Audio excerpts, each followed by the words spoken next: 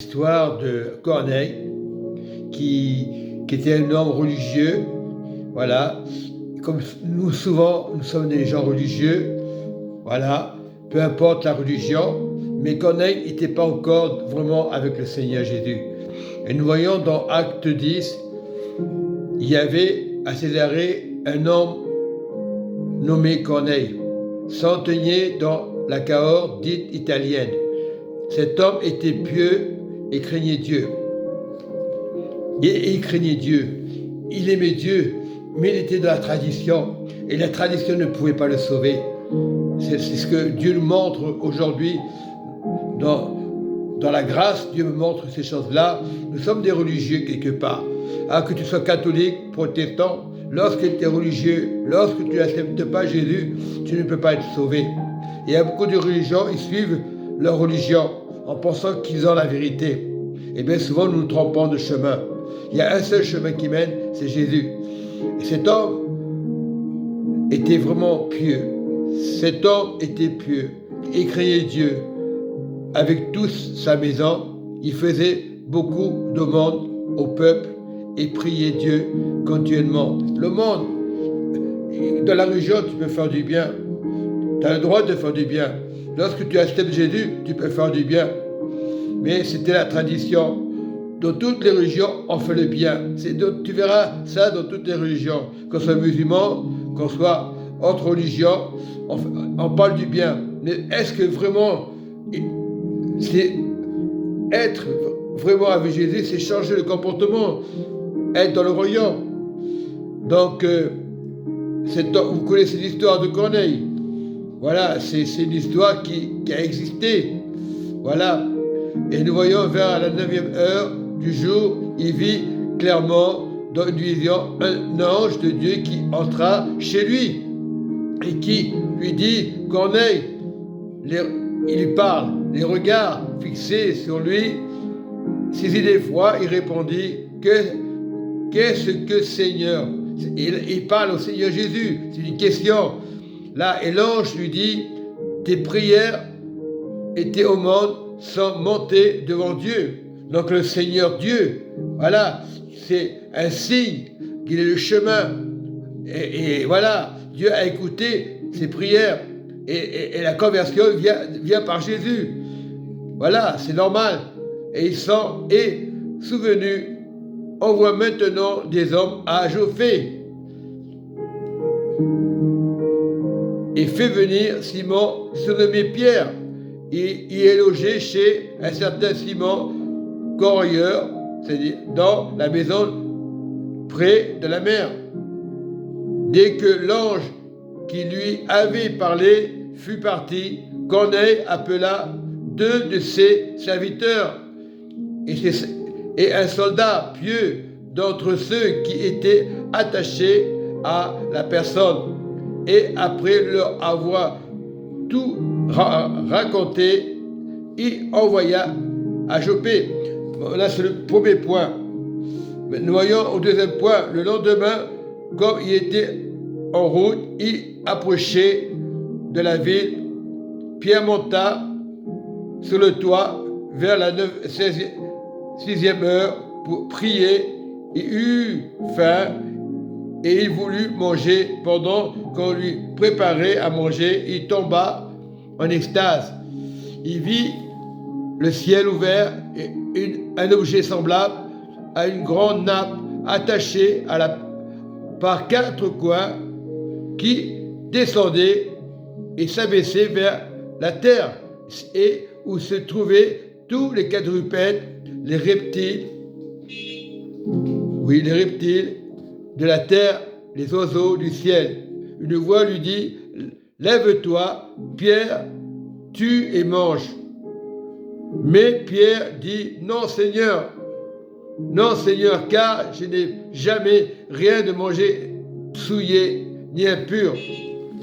Et pour la deuxième fois, la voix se fit entendre à lui ce que Dieu a déclaré pur, ne le regarde pas comme souillé. Cela arriva jusqu'à 3 fois. Donc vous connaissez la suite de l'histoire.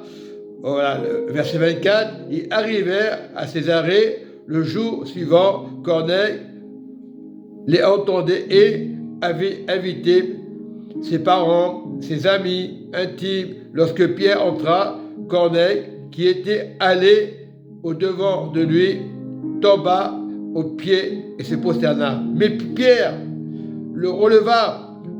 Et Pierre va le relever en disant, lève-toi, moi aussi je suis un homme.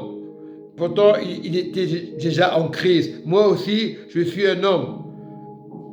Et conversant avec lui, il entra et trouva beaucoup de personnes réunies. Vous savez, leur dit-il, qui est défendu aux Juifs de lier avec un étranger et ou d'entrer chez lui. Mais Dieu m'a appris, parce qu'on condamne, j'ai ma religion, j'appartiens à un groupe, j'appartiens à une communauté, on rejette, et c'est ça que Dieu n'aime pas. Voilà, aujourd'hui on fait pareil des fois les chrétiens. Et Dieu lui a appris à regarder aucun homme comme souillé et impur. C'est pourquoi je n'ai pas eu d'objection à venir, puisque vous m'avez appelé. Je vous demande donc pour quel motif vous m'avez envoyé me chercher. Corneille dit, il y a 4 jours à 7 heures, je priais, et voilà, c'est l'histoire dès le commencement que j'avais dit au verset 1. Donc on va aller plus loin. Dans Acte 34, on va aller. Alors Pierre, ouvrant la bouche, dit, en vérité, je reconnais que Dieu ne fait point de favoritisme, mais quand toute nation, celui qui le craint, toute nation, celui qui le craint et qui pratique la justice, lui est agréable. Il a envoyé la parole aux fils d'Israël et leur annonçant la paix. C'est la paix qui compte. C'est pas parce que tu appartiens à un groupe, une organisation, tu dois rejeter ton frère, ta sœur. Il veut la paix pour toutes les nations. Par Jésus-Christ, pas Jésus-Christ. Il est le Rédempteur, il est le Sauveur du monde. C'est pas une question de religion, d'organisation. Voilà, c'est une question. Il est le Christ, tout simplement. Bon, il y a beaucoup de communautés sont séparées, sans parler des croyants. Ah, moi je suis musulman, tu n'appartiens pas à moi. Ah, moi je suis juif, tu n'appartiens pas à moi. C'est ce que Dieu n'aime pas. C'est ça les traditions. Dieu n'aime pas une tradition. Dieu est venu sauver une humanité entière. Quand tu donnes ta vie à Jésus, tu la donnes à Jésus, tu ne donnes pas à une personne, à un groupe, à une organisation. C'est personnel. Je ne dis pas qu'il faut des organisations. Ce n'est pas de la critique, c'est la réalité. Il y a beaucoup de pasteurs aujourd'hui. Beaucoup de pasteurs aujourd'hui. On ne sait pas lequel est vrai. Tout le monde se dit vrai. Non, on cherche Jésus. On ne cherche pas une organisation comme les témoins de Jéhovah, autre organisation évangélique, qui rejette inconsciemment et ne se rend pas compte. Le chemin, c'est Jésus pour toutes les nations. Il n'y a pas à rebeller. C'est ça le problème aujourd'hui. On condamne Jésus. Parce que Jésus, c'est pas une question qui était juif ou pas juif. Il est venu pour les nations. Voilà, aujourd'hui, il faut prier pour Israël, d'accord. Mais c'est pas ça. Ils ont bien rejeté le Messie. Il y en a qui l'ont accepté. Ok, il n'y a pas de problème, ça passe. C'est pas les traditions, qu'on soit catholique, judaïste, musulman ou témoin de Jéhovah. C'est pas ça qui recherche le Seigneur. C'est être en Christ, lever la tête à Christ. Il y a combien de personnes qui lui disent pourtant et ont continué à se rejeter. C'est comme une sorte de racisme. Tu dois aimer Jésus.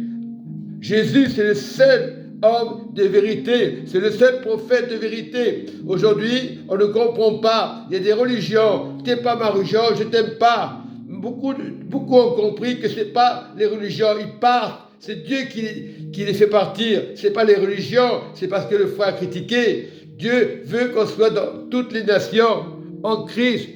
Et c'est très important aujourd'hui. Voilà, important. C'est très, très important. C'est vrai. Alors nous voyons toujours la vérité. Alors Pierre dit, peut-on refuser l'eau du baptême à ceux qui ont reçu le Saint-Esprit aussi bien que nous? Le Saint-Esprit, c'est déterminé aussi bien que nous. Donc le Saint-Esprit, quand on détermine la vérité, c'est pas interdit de baptiser aujourd'hui. Il faut attendre le baptême, on n'est pas prêt aujourd'hui. Si tu entends la parole, si tu as eu l'instruction, si tu as entendu le Seigneur qui t'a parlé, il est temps de te baptiser, pas attendre. Ah, il n'y a pas de piscine, on cherche des complications, il n'y a pas de baptistère, la prochaine fois, tu n'es pas prêt. C'est pas le pasteur, il a été prêt avant toi. Écoute ta conscience, écoute le Saint-Esprit, c'est lui qui rapporte tout dans la vérité. Non. Et Pierre a vu les choses claires et nettes.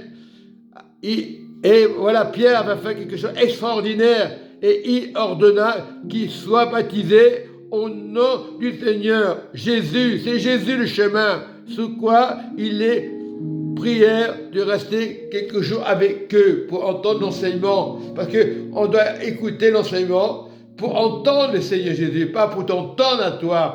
Ah, organisation, il faut faire des préparations, il faut payer par moment cette organisation. Non, donner gratuitement pour les nations.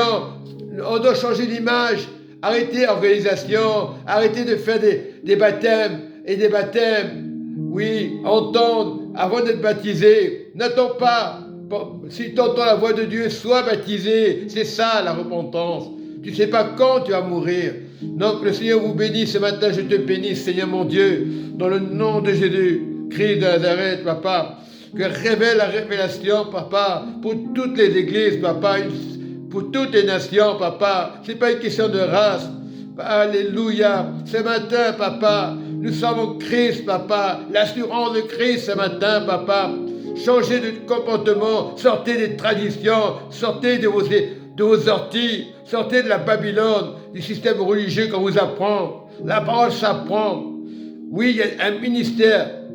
C'est le ministère de Jésus. C'est le pasteur Jésus. Enseigne Jésus aujourd'hui. Toi, homme de Dieu ou ancien, ou si tu es chez toi, enseigne la parole de Dieu. Peu importe, afin que le monde vienne à Jésus. La lumière, c'est Jésus. Le chemin, c'est Jésus. Il est vrai Dieu. Beaucoup de gens sont perdus, sont dans les maisons. Pourtant, ils prient, pourtant, ils intercèdent.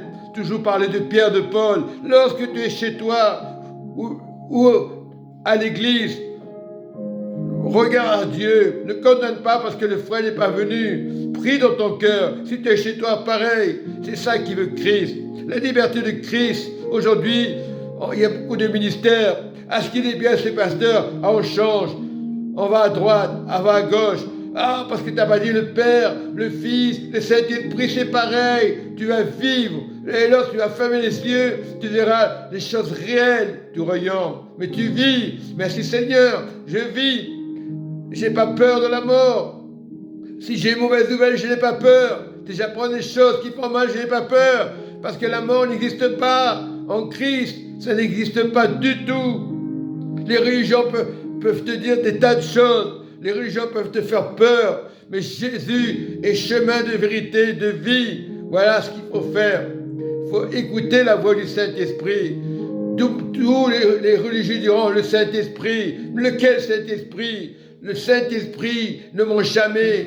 Donc, même les païens, s'ils sont touchés, si le cœur a été touché, on les baptise et devient le royaume de Dieu.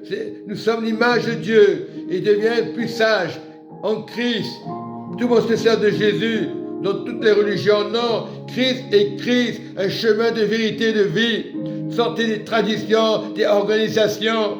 Vous dites Jéhovah, vous faites des organisations parce qu'il faut un chef, parce qu'il faut un leader.